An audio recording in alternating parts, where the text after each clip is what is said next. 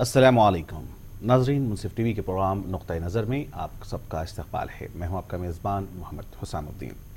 नाजरीन, इस प्रोग्राम में हम वक्त की नफ्स पर हाथ रखते हुए ताज़ा तरीन ख़बरों का हकीकत पर मबनी तज्ज़िया करने और उनके पीछे छुपी सच्चाई को आप तक पहुँचाने की कोशिश करते हैं, क्योंकि शुरू से ही हमारा विज़न यही रहा है कि मुनसिफ टीवी का साथ सच का साथ। नाज़रीन, मरकज़ी वज़ीर दाखिला राजनाथ सिंह ने जयपुर में मुनक़्क़दा इंटरनेशनल इंसदाद दहशतगर्दी कॉन्फ्रेंस के इफ्तिताह के मौके पर अपने खिताब के दौरान कहा कि हिंदुस्तानी मुसलमान मुहिब्बे वतन हैं। इसमें कोई शक नहीं कि इस्लामी ममालिक हिंदुस्तानी मुसलमानों की आइडियोलॉजी को बदलने में नाकाम हो गए हैं। साथ ही इस मौके पर उन्होंने पाकिस्तान से कहा कि वो दहशतगर्दी को हवा न दे। अगर पाकिस्तान से दहशतगर्दी खत्म हो जाती है तो साउथ एशिया में अमन बहाल होगा। मुस्लिम आबादी के हिसाब से हिंदुस्तान दुनिया का दूसरा बड़ा मुल्क है। एक और वाक़या ये पेश आया कि बीजेपी की क़यादत वाली एनडीए हुकूमत के 300 दिन मुकम्मल हो चुके हैं और इस पर अपोजिशन जमातों ने हुकूमत पर हर महज पर नाकाम होने का इल्ज़ाम आयद करते हुए दिल्ली में वाक़ जंतर मंतर पर मोदी सरकार के खिलाफ एहतजाज किया। तो नाज़रीन, आज इन्हीं दोनों मौज़ूआत पर हमारी गुफ्तगू होगी और हमारे साथ आज गुफ्तगू के लिए मौजूद हैं जनाब मुस्तफ़ा मोहसिन साहब, सीनियर जर्नलिस्ट मुनसिफ टीवी। सबसे पहले तो मुस्तफ़ा मोहसिन साहब, हम आपका स्टूडियोज़ में मुनसिफ टीवी के खैर मकदम करते हैं कि आज हमारे साथ एक बार फिर आप प्रोग्राम नुक्ते नज़र में मौजूद हैं। जैसा कि हमने कहा कि कल राजनाथ सिंह साहब का एक बयान आया है और उन्होंने समझिए कि एक मुसलमानों को मुहिब्बे वतन का सर्टिफिकेट दिया है। ख़ास तौर पर जब से मरकज़ में एनडीए सरकार आई है, बहरहाल अक़लियतों में कुछ न कुछ तस्वीर ज़रूर लाहक थी कि मुसलमानों के मुतालिक और ख़ास तौर पर अक़लियतों के मुतालिक इस हुकूमत का क्या नुक्ते नज़र होगा और किस तरीक़े से वो अक़लियतों के साथ समझिए कि उस सलूक रवा रखेगी। जी, यूँ तो बहरहाल बहुत सारी चीज़ें हो रही हैं जो दीगर पार्टियों की जानिब से या बाज़ क़ायदीन की जानिब से बयानात का सिलसिला जारी है, लेकिन अगर हम दो चीज़ों को पर अगर नोट करें तो ख़ुसूसन वज़ीर आज़म नरेंद्र मोदी ने भी इससे पहले ये कहा है कि हिंदुस्तानी मुसलमान अपनी देशभक्ति के लिए और समझिए कि अपने इस देश के साथ, अपने इस मुल्क के साथ, अपने इस वतन के साथ उनका जो लगाव है इस पर किसी को शक नहीं होना चाहिए। इससे पहले इसका एक बयान नरेंद्र मोदी साहब ने दिया है जिसका बहरहाल अक़लियतों ने उसकी सराहना की थी, तारीफ़ की थी। और इसी तरीके से आज का कल जो बयान इंसदाद दहशतगर्दी इंटरनेशनल कॉन्फ्रेंस के मौके पर के इफ्तिताह के मौके पर जनाब राजनाथ सिंह साहब ने दिया है, इसको आप किस जाविये से लेते हैं? जी, पहली बात तो मैं ये कहना चाहूँगा कि मुसलमानों को अपनी हुब्बुल वतनी साबित करने, अपना पैट्रियटिज़म साबित करने किसी के सर्टिफिकेट की ज़रूरत नहीं है। मुसलमानों की हुब्बुल वतनी शक व शुबे से बालातर है। हमने इस मुल्क पर हज़ारों सैकड़ों साल हुकूमत की है और जिद्दोजहद आज़ादी में हमने सबके बराबर हिस्सा लिया है। लिहाजा किसी को ये बताने की ज़रूरत नहीं है कि हम हुब्बुल वतन हैं या मुल्क दुश्मन हैं। बहरहाल फिर भी राजनाथ सिंह ने, मरकज़ी वज़ीर दाखिला ने जो ये बयान दिया है, तो अगर वाकई उनकी सोच में कोई तब्दीली आई है तो मैं इसका खैर मकदम करता हूँ और मैं इसे बेहद पसंद करता हूँ। इसके साथ साथ मैं ये कहना चाहूँगा कि यही सोच पुलिस डिपार्टमेंट में परवान चढ़ने की ज़रूरत है।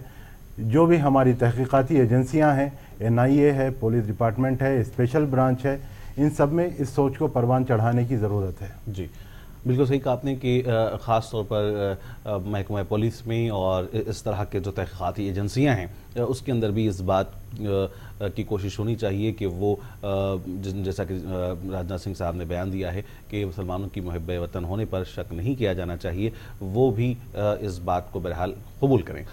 नाज़रीन, आइए देखते हैं राजनाथ सिंह साहब ने कल इंसदाद दहशतगर्दी इंटरनेशनल कॉन्फ्रेंस के मौके पर क्या कहा। India has the second largest population of Muslims in the world after Indonesia. India is home to all 72 firqas of Muslims and it houses one of the oldest church known to mankind in the world. We have been practicing the philosophy of peaceful coexistence for centuries.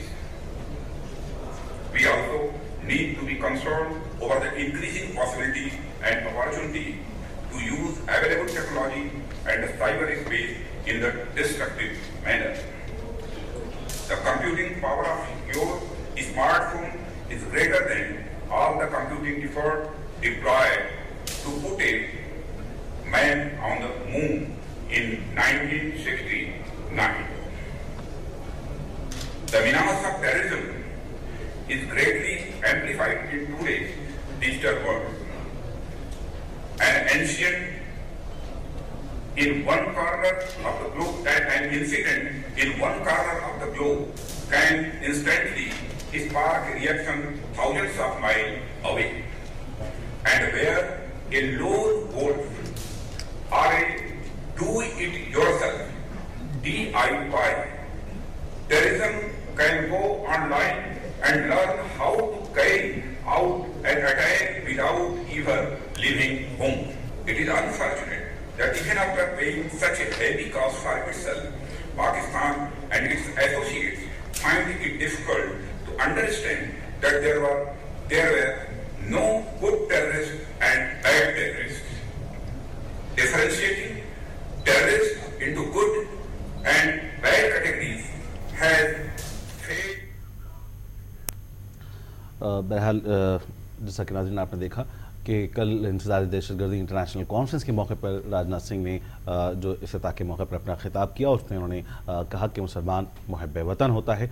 और बहरहाल मैं समझता हूँ कि आज की तारीख़ में अगर कोई मुहब्बे वतन कहता है तो मैं समझता हूँ कि ये ज़्यादा खुश होने वाली, ये ज़्यादा कोई नई बात नहीं है, क्योंकि हिंदुस्तान की तारीख़ में मुसलमान कोई नई चीज़ या नई नाम का नाम नहीं है, बल्कि ख़ुद अगर हम हिंदुस्तान की आज़ादी की बात करें तो हिंदुस्तान की आज़ादी में जिस तरीक़े से मुसलमान भी मुजाहिद आज़ादी की एक तवील फहरिस्त है जिन्होंने हिंदुस्तान की आज़ादी में हिस्सा लिया था। बेशक अगर हम बात करें दहशतगर्दी की या फिर मुसलमानों से दहशतगर्दी को जोड़ने के ताल्लुक़ से, तो एक नाम और आता है साथ में पाकिस्तान का। उन्होंने कहा कि पाकिस्तान को से कहा कि वो दहशतगर्दी को हवा न दे, तो इसमें कहाँ तक आप सच्चाई महसूस करते हैं? देखिए, जब भी कोई बम धमाका होता है मुल्क में, कहीं किसी मुकाम पर बम धमाका होता है या कोई ऐसा तखरीबकारी का वाक़या पेश आता है, तो इसके तार सीधे पाकिस्तान से जोड़ दिए जाते हैं।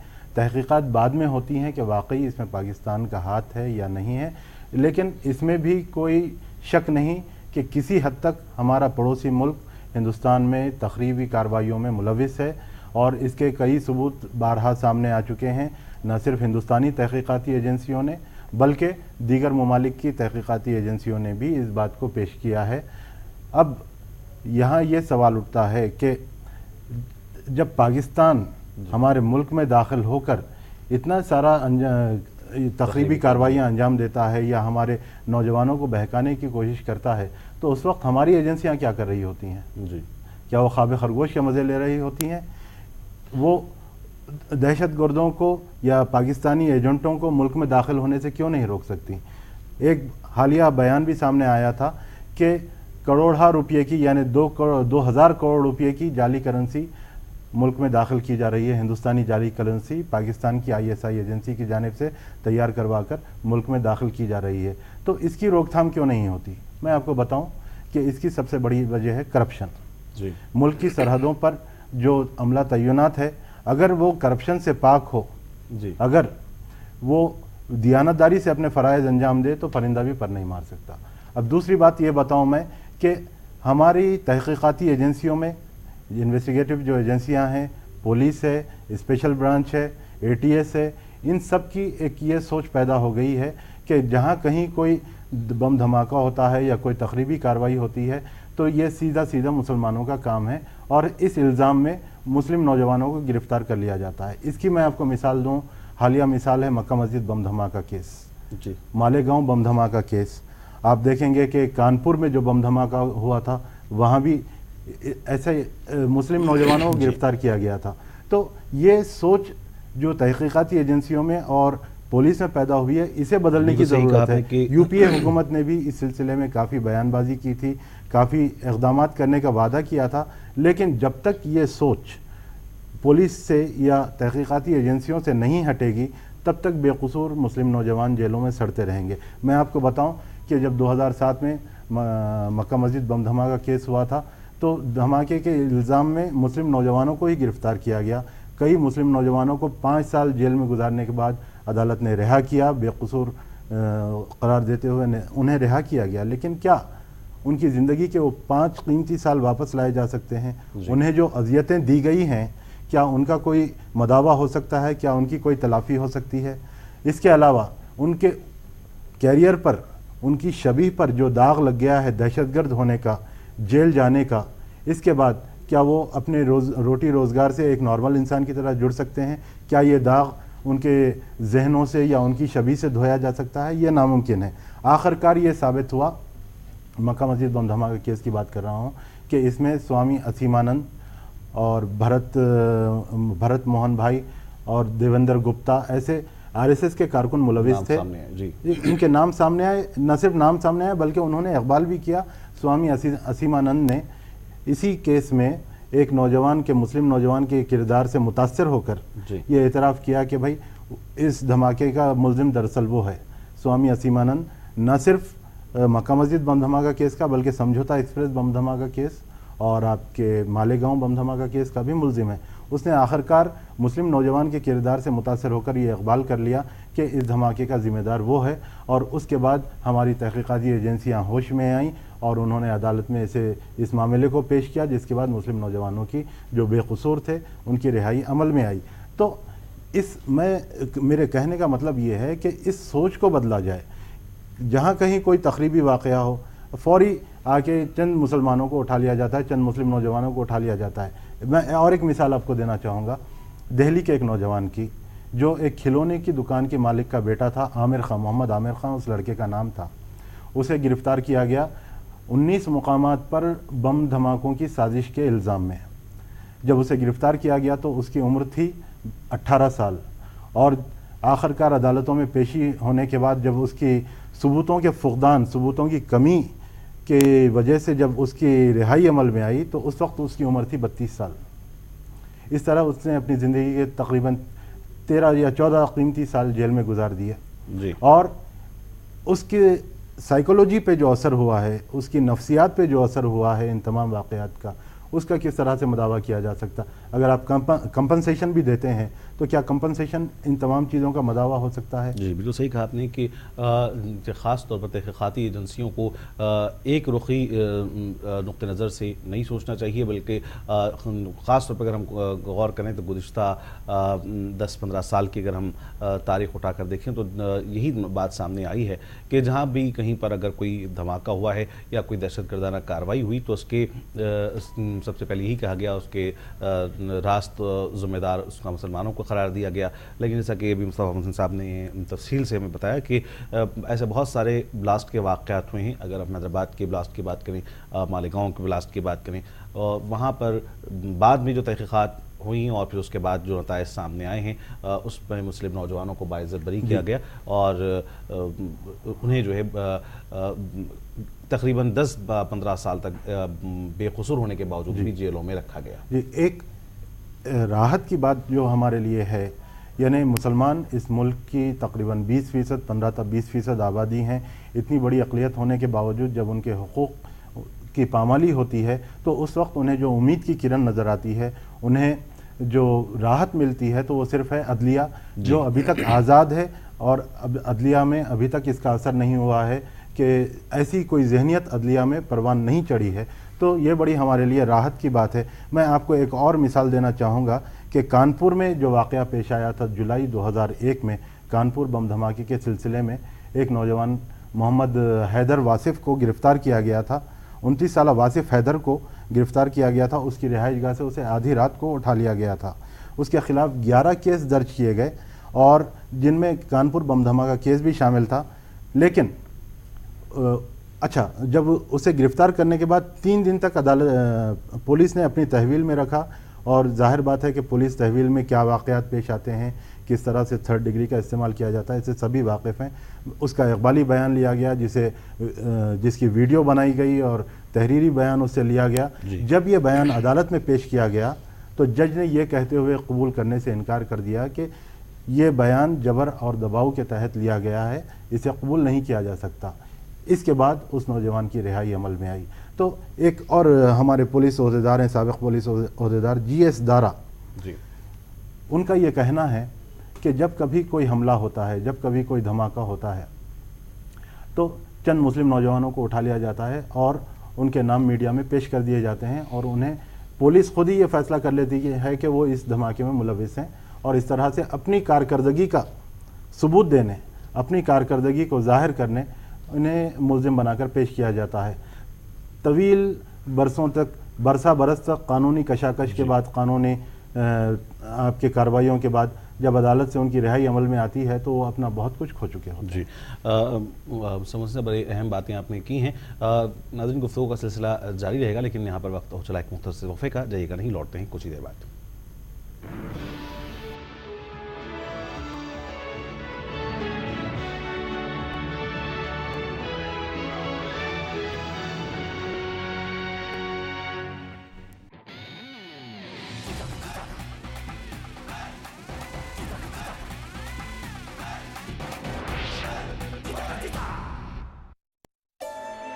حسن جنت کا جسے رخ زیبا ملا، ہاں وہ زمین ارض کشمیر ہے۔ سنگ مرمر سے وادیاں یہ نیلا آسماں، چشموں کی زمین ارض کشمیر ہے۔ سہانا موسم اور خوبصورت وادیاں، مسجدوں سے بلند ہوتی اذانیں اور مقدس زیارت گاہیں، مذہبی پیار و محبت اور یکجہتی کی مثالیں۔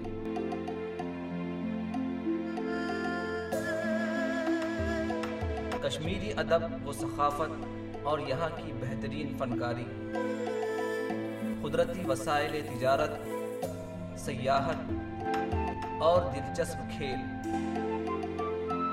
زمانے کی نظر اس کو کچھ یوں لگی، ہے بے چینیاں پر خاموش ارض کشمیر ہے۔ نہ رہیں گے صدائے نشیب لوگوں کہ بلند و بالا یہ چمن ارض کشمیر ہے۔ سیاسی جنگ اور عوامی مسائل، کشمیریوں کا درد، ان کے آنسو اور ان کا حق، ہر خبر و منظر کا احاطہ کرے گا خصوصی خبرنامہ، جموں سے لداخ تک اور لداخ سے کشمیر تک۔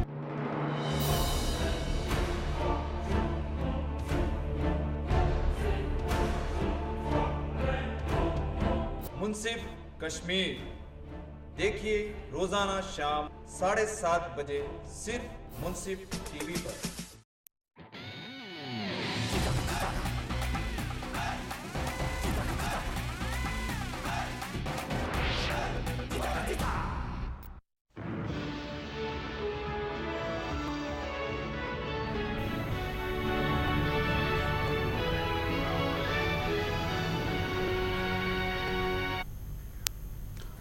ناظرین، پروگرام نقطہ نظر میں وقفے کے بعد دوبارہ آپ کا استقبال ہے، خیر مقدم ہے۔ میں ہوں آپ کا میزبان محمد حسام الدین، اور اس وقت اسٹوڈیوز میں ہمارے ساتھ موجود ہیں جناب مصطفیٰ محسن صاحب، سینئر جرنلسٹ منصف ٹی وی۔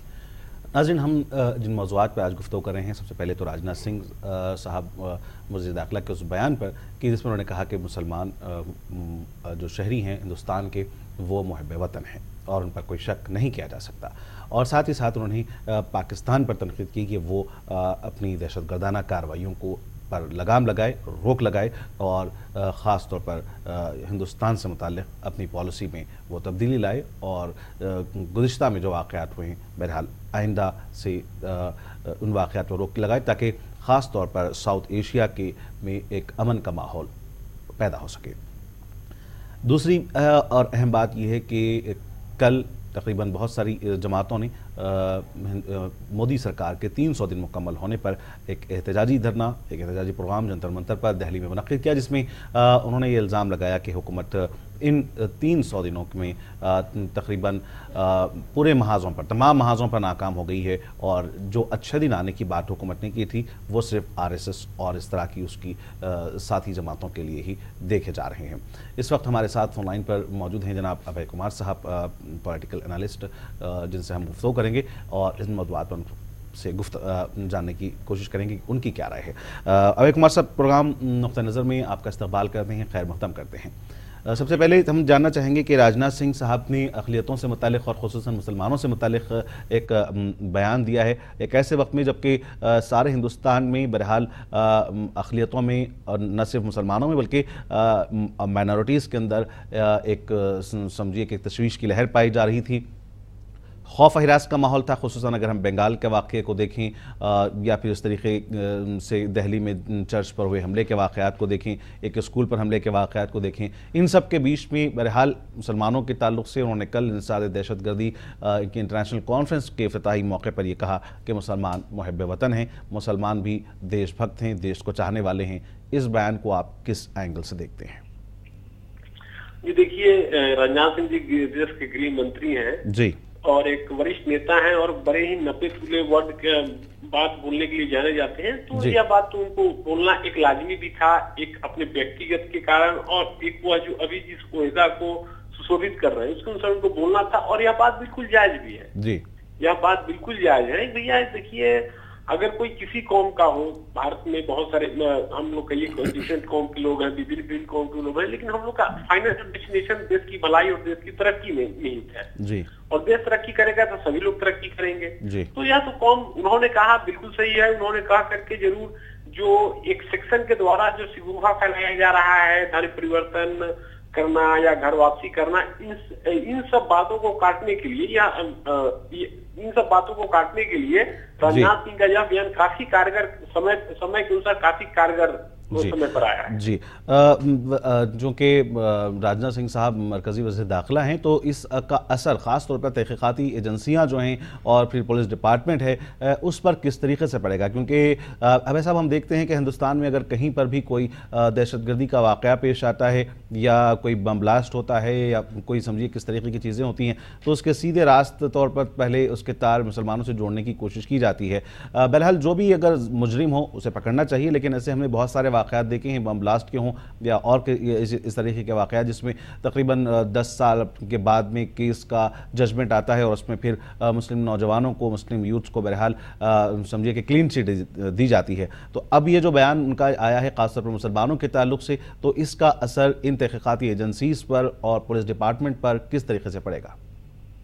جی بالکل، گृह منتری ہیں تو ضرور اس کا اثر پڑے گا، اور سوابھک ہے کہ کسی کو دھرم کے نام پر، کسی کو قوم کے نام پر اس طرح کی کا اگر کوئی کسی پد پر بیٹھا ہوا ہو، چاہے پولیس میں ہو یا کسی انیہ ہی ڈپارٹمنٹ میں ہو، تو اگر وہ اس آدھار پر، قوم کے آدھار پر اگر وہ اپنا قدم اٹھاتا ہے تو یہ تو بالکل انوچت ہے، کیونکہ قوم سے کہیں کچھ نہیں ہوتا، وہ ویکتی پر ڈیپینڈ کرتا ہے، وہ ویکتی کا کیا مانسکتا ہے اس کے انسار وہ ہوتا ہے۔ بالکل، اور کوئی اپرادھی کی کوئی جاتی نہیں ہوتی ہے، کوئی دھرم نہیں ہوتی، ان کا کوئی مذہب نہیں ہوتا ہے۔ بالکل، تو ہمارے جو بیوروکریٹس ہیں ان کو بھی اسی آدھار پر چلنا پڑے گا، جو نرنے لینے والے جو سمیتی کے لوگ ہیں ان کو بھی یہی سوچنا پڑے گا کہ جاتی دھرم سے اوپر اٹھ کر کے ویسے لوگوں کو چنت کرے جنہوں نے اگر کوئی گھٹنا گھٹی ہے تو کس نے گھٹنا کو کیا ہے، یا مہتوپورن ہے جیسے کہ کون کس دھرم اور جاتی کا ہے۔ جی بالکل صحیح کہا آپ نے کہ خاص طور پر چونکہ وزیر داخلہ نے یہ بیان دیا ہے تو اس کا اثر تحقیقاتی ایجنسیوں پر بھی ضرور پڑے گا، اور ایک اہم موقع پر جس طریقے سے راجناتھ سنگھ صاحب نے بیان دیا ہے اس کی کافی اہمیت دیکھی جا رہی ہے۔ ابے صاحب بہت بہت شکریہ ان معلومات کو ہم تک پہنچانے کا، ہمارے ساتھ جڑنے کا۔ ناظرین، یہ تھے ابے کمار صاحب، پولیٹیکل انالسٹ جو نئی دہلی سے ہمارے ساتھ تھے، اور انہوں نے راجناتھ سنگھ صاحب کے بیان پر اپنی ٹپنی پیش کی۔ بہت بہت شکریہ۔ مسلم حسین صاحب، ایک اہم دوسرے موضوع پر ہم رخ کرتے ہیں، وہ ہے کہ حکومت کے تقریباً مودی سرکار کے مرکز میں حکومت بنائے ہوئے 300 دن مکمل ہوئے ہیں، لیکن اپوزیشن کو یہ بات ہضم نہیں ہو رہی ہے، اور ان کا یہ کہنا ہے کہ حکومت تمام محاذوں پر ناکام ہوئی ہے۔ اور کل جو سی پی ایم کی قائد ہیں برندا کرت صاحب اور اس طریقے سے دیگر بہت سارے قائدین نے جنتر منتر پر ایک احتجاج کیا۔ میں آپ سے سوال کرنا چاہوں گا کہ کیا واقعی حکومت تمام محاذوں پر ناکام ہوئی ہے؟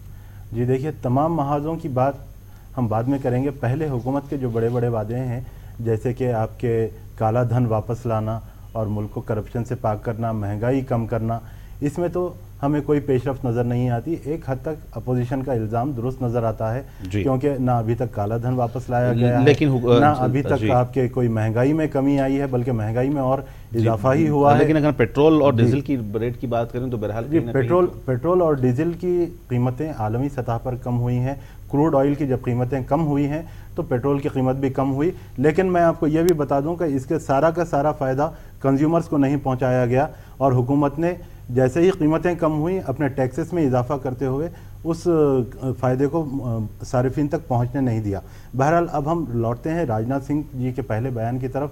اس سے پہلے مودی صاحب نے بھی اسی قسم کا بیان دیا تھا، اب راجناتھ سنگھ نے دیا ہے، تو ہم اس کا خیر مقدم کرتے ہیں اور یہ بتانا چاہتے ہیں کہ یہ گھر واپسی جیسے پروگرام ہیں، تشدد کے واقعات ہیں، ہریانہ میں گیتا پڑھانے کا اعلان، وندے ماترم کا اعلان، اور آپ کے ایک ریاست میں سوریہ نمسکار کروانے کا بھی کچھ لزوم عائد کیا جا رہا ہے، تو ایسے واقعات سے اقلیتوں میں تشویش کی لہر دوڑ رہی ہے۔ ضرورت اس بات کی ہے کہ حکومت ان تمام چیزوں پر قابو پاتے ہوئے اپنا جو اصل مقصد ہے، یعنی سب کا ساتھ، سب کا وکاس، سب کی ترقی، اسی کو ساتھ لے کر چلے اور اسی سمت میں آگے بڑھے۔ جی بالکل صحیح کہا آپ نے کہ اگر ہم حکومت کی ناکامی کا تذکرہ کریں یا پھر اگر کل کی جو راجناتھ سنگھ صاحب کی بیان کو لیں، ان دونوں میں جو چیز کھل کر سامنے ہے وہ یہ ہے کہ بہرحال حکومت کو اس وقت ایک کام کرنے کی ضرورت ہے اور جو وعدے انہوں نے الیکشن سے پہلے عوام سے کیے ہیں اس کو نبھانے کی ضرورت ہے، اور خصوصاً سب کا ساتھ سب کا وکاس کا جو ایک اہم نعرہ انہوں نے دیا تھا اس پر انہیں پورا اترنے کی ضرورت ہے۔ اور جہاں تک راجناتھ سنگھ صاحب کے بیان کی بات ہے، ایک آخری بات کہتے ہوئے کہ اس وقت ہم بھی یہ حکومت کو، نریندر مودی صاحب کو مشورہ دینا چاہیں گے کہ یہ جو بیان انہوں نے دیا ہے کہ مسلمان محب وطن ہیں، اس کو جو حکومت کی دیگر ایجنسیاں ہیں ان تک پہنچایا جائے، تاکہ آگے چل کر اگر کبھی اس طریقے کا کوئی واقعہ پیش آتا ہے تو صرف ایک رخی تحقیقات نہ ہوں بلکہ بالکل سیکولر انداز میں اس میں تحقیقات ہونی چاہیے اور جو واقعی کلپریٹ ہیں، جو واقعی ملزم ہیں، ان پر گرفت لگانی چاہیے۔ ناظرین، پروگرام نقطہ نظر کا آج یہیں پر ختم ہونا چاہتا ہے۔ ایک مرتبہ پھر میں مصطفیٰ محسن صاحب کا مشکور ہوں کہ ہمارے ساتھ انہوں نے آج شیئر کیا اور پھر اپنے خیالات ہمارے ساتھ شیئر کیے۔ پروگرام نقطہ نظر کو یہیں پر ختم کرنے آپ کے میزبان محمد حسام الدین کو دیں اجازت۔ دیکھتے رہیں منصف ٹی وی۔ خدا حافظ۔